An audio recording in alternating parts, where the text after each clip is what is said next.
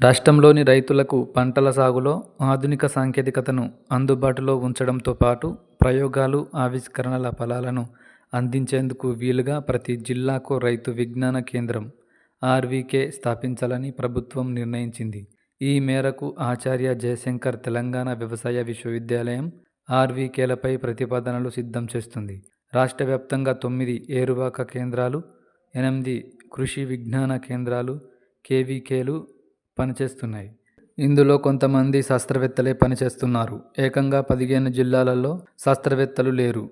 రైతులకు వాతావరణ మార్పులపై అవగాహన కల్పించడం, పంటల మార్పిడి ఆవశ్యకతను వివరించడం, నేరుగా వరి విత్తనం వేయడం, పత్తిలో కలుపు మొక్కల నివారణ వంటి వాటిని ప్రోత్సహించాలని ప్రభుత్వం భావిస్తుంది. డ్రోన్లు, యంత్రాల వినియోగం, కృత్రిమ మేధ, రోబోటిక్స్ వంటి ఆధునిక సాంకేతిక సేవలను అందించాలని యోచిస్తుంది.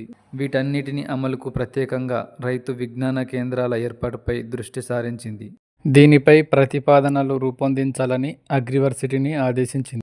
రాష్ట్రంలో ప్రస్తుతం ఉన్న 17 ఏరువాక కేవీకేలను ఆర్వీకేలుగా మారుస్తారు. మరో 15 జిల్లాలలో కొత్త ఆర్వీకేలను ఏర్పాటు చేస్తారు. అప్పుడు 32 జిల్లాలలో విజ్ఞాన కేంద్రాలు అందుబాటులోకి వస్తాయి. ప్రతి కేంద్రంలో 6 చొప్పున శాస్త్రవేత్తలను నియమిస్తారు.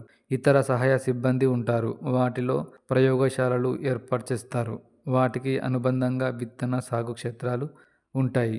వాటిలో డ్రోన్లు, యంత్రాలపై శిక్షణ ఇస్తారు. నిత్యం పరిశోధనలు, ప్రయోగాలకు, రైతు శిక్షణ కార్యక్రమాలకు అవకాశం కల్పిస్తారు. అంకుర సంస్థలకు సైతం స్థలాలను కేటాయిస్తారు.